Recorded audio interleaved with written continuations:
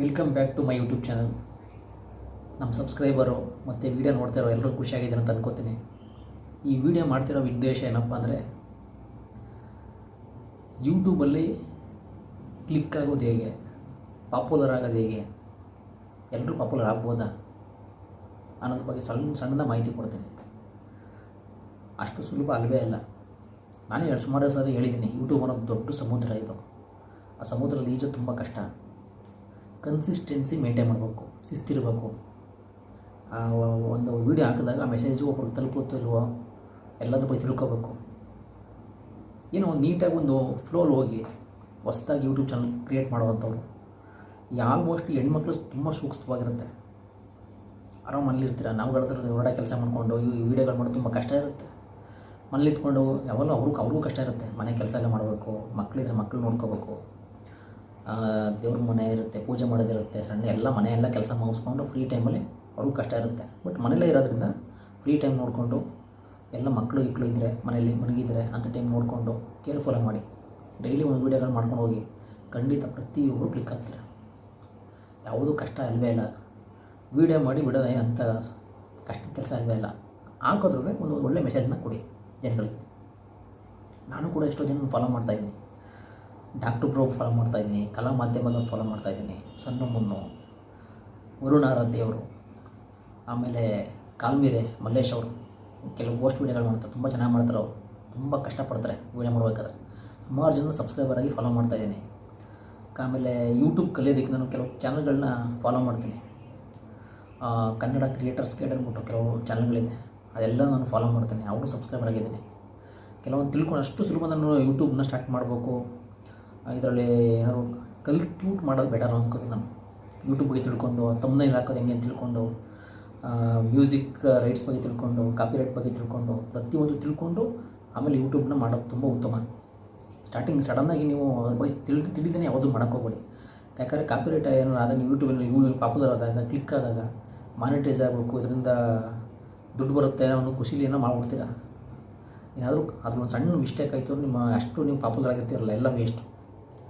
ಯಾವುದೇ ಥರ ಮಾನಿಟೈಸ್ ಆಗೋಲ್ಲ, ಏನೂ ಆಗೋಲ್ಲ. ಅದೆಲ್ಲ ತಿಳ್ಕೊಳ್ಳಿ, ಟೆಕ್ನಿಕಲ್ ಬಗ್ಗೆ ತಿಳ್ಕೊಳ್ಳಿ, ಯೂಟ್ಯೂಬ್ ಬಗ್ಗೆ ತಿಳ್ಕೊಂಡು ಆರಾಮ ಮಾಡಿ. ಅದಕ್ಕೆ ಹೇಳ್ತಾರೆ, ಹೆಣ್ಮಕ್ಳು ತುಂಬ ಸೂಕ್ತವಾಗಿದೆ ಇದು ಒಂದು ಪ್ಲ್ಯಾಟ್ಫಾರ್ಮ್. ನಾವು ಅದರ ಹೊರಗಡೆ ಕೆಲಸ ಮಾಡ್ತಾಯಿರ್ತೀನಿ, ಮನೆ ಕಡೆ ನೋಡ್ಬೇಕು, ಮಕ್ಕಳು ನೋಡ್ಬೇಕು, ಫ್ಯಾಮಿಲಿ ನೋಡ್ಬೇಕು, ಎಲ್ಲ ನೋಡಿಕೊಂಡು ಫ್ರೀ ಟೈಮಲ್ಲಿ ಈ ಥರ ಫ್ರೀ ಇದ್ದಾಗ, ಡ್ಯೂಟಿ ಅವರ್ಸ್ ಏನಿಲ್ಲದೆ ಇದ್ದಾಗ ಫ್ರೀ ಇದ್ದಾಗ ಈ ಥರ ವೀಡಿಯೋ ಮಾಡ್ತಾಯಿರ್ತೀನಿ. ಬಟ್ ನಾನು ಸ್ಟಾರ್ಟ್ ಮಾಡಿ ಒಂದು 29 ದಿನ ಕಳೆದಿದೆ. 29 ದಿನದಲ್ಲಿ ಸ್ಟಾರ್ಟ್ ಮಾಡಿ 29 ದಿನಕ್ಕೆ ಟೋಟಲ್ ಸಬ್ಸ್ಕ್ರೈಬರ್ ಬಂದು 98 ಕ್ರಾಸ್ ಆಗಿದೆ ಅಷ್ಟೇ. ನನಗೆ ನಾನು ಫ್ರೀ ಟೈಮಲ್ಲಿ ಮಾಡಿಕೊಂಡು ಬಂದದಕ್ಕೆ. ಇನ್ನೂ ಕೆಲವರು ಏನಾದ್ರು ಒಳ್ಳೆ ಕಂಟೆಂಟ್ ಹಾಕಿ ಒಳ್ಳೊಳ್ಳೆ ಮೆಸೇಜ್ಗಳು ಹಾಕ್ತಾರೆ, ಖಂಡಿತ ಬೇರೆಯವರು ಕೆಲವರು ಬೇಗನೆ ಕ್ಲಿಕ್ ಆಗಿರೋದು. ಬಟ್ ನಾನು ಫ್ರೀ ಟೈಮಲ್ಲಿ ಎಷ್ಟಾಗುತ್ತೋ ಅಷ್ಟು ಮಾಡ್ಕೊಂಡು ಬಂದದಕ್ಕೆ ಇಷ್ಟು ರೀಚ್ ಆಗಿದೆ. ಯೂಟ್ಯೂಬಲ್ಲಿ ಒಂದು ಟಾಸ್ಕ್ ಇರುತ್ತೆ. ಪ್ರತಿಯೊಬ್ಬರು ಒಂದು ಚಾನಲ್ ಕ್ರಿಯೇಟ್ ಮಾಡಿದಾಗ ಫಸ್ಟು ಅರ್ಥ ಮಾಡ್ಕೊಳ್ಳಿ, ಯೂಟ್ಯೂಬಲ್ಲಿ ಒಂದು ಟಾಸ್ಕ್ ಇರುತ್ತೆ. 365 ದಿನ ಟಾಸ್ಕ್ ಅದು. ಆ 365 ದಿನ ಟಾಸ್ಕಲ್ಲಿ 1,000 ಸಬ್ಸ್ಕ್ರೈಬರು, 4,000 ವಾಚಿಂಗ್ ಅವರ್ ಆಗಿರಬೇಕು. ಅಷ್ಟು ಕಂಪ್ಲೀಟ್ ಆದಮೇಲೆ ಅದು ಮಾನಿಟೈಸ್ ಆಗುತ್ತೆ. ಆ ಮಾನಿಟೈಸ್ ಆದಮೇಲೆ ನೀವು ಎಷ್ಟು ದುಡ್ಡು ಬರೋಕ್ಕೆ ಸ್ಟಾರ್ಟ್ ಆಗೋದು. ಏನು ಏಕ್ದಮ್ ಎಲ್ಲ ಬಂದುಬಿಡುತ್ತೆ ಹಂಗೆ ಅಂತ ಅನ್ಕೋಬೇಡಿ. ಸಾಕು, ತಪ್ಪಿ 1,000 ಸಬ್ಸ್ಕ್ರೈಬರ್ ಆಗಿ 4,000 ವಾಚಿಂಗ್ ಅವರ್ ಆಗಿ ನಿಮ್ಗೆ ದುಡ್ಡು ಬರೋಂಗಾದರೆ, ಮನೆ ಬಾಡಿಗೆನೋ ಇಲ್ಲಾಂದರೆ ಸಣ್ಣ ಪುಟ್ಟ ರೇಷನ್ನು ಸಣ್ಣ ಪುಟ್ಟ ತರೋಕ್ಕಾದ್ರೆ ಸಾಕು.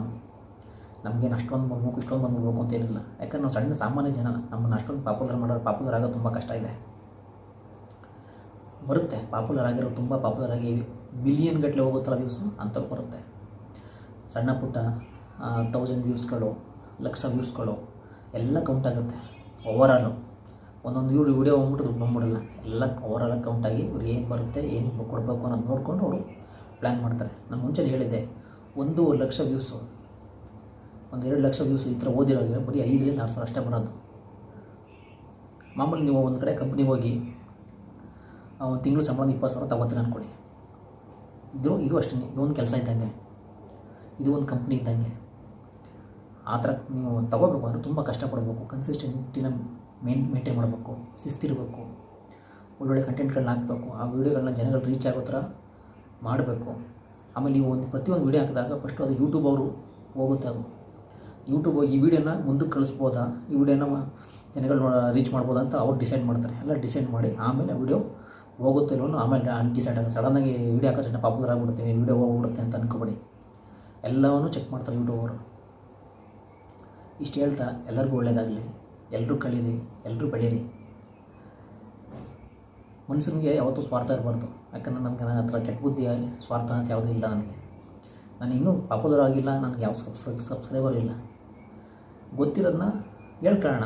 ಗೊತ್ತಿರ್ತೀವಿ, ನಾಳೆ ಹೋಗ್ತೀವಿ, ಹೋಗ್ಬೇಕಾದ್ರೆ ಎತ್ಕೊ ಹೋಗ್ತೀವ, ಏನೂ ಇಲ್ಲ. ಗೊತ್ತಿರೋದನ್ನ 4 ಜನ ಕೇಳೋಣ, ಅವರು ಕಲೀಲಿ, ಅವರು ಬೆಳೀಲಿ. ಎಲ್ಲರಿಗೂ ಒಳ್ಳೆಯದು.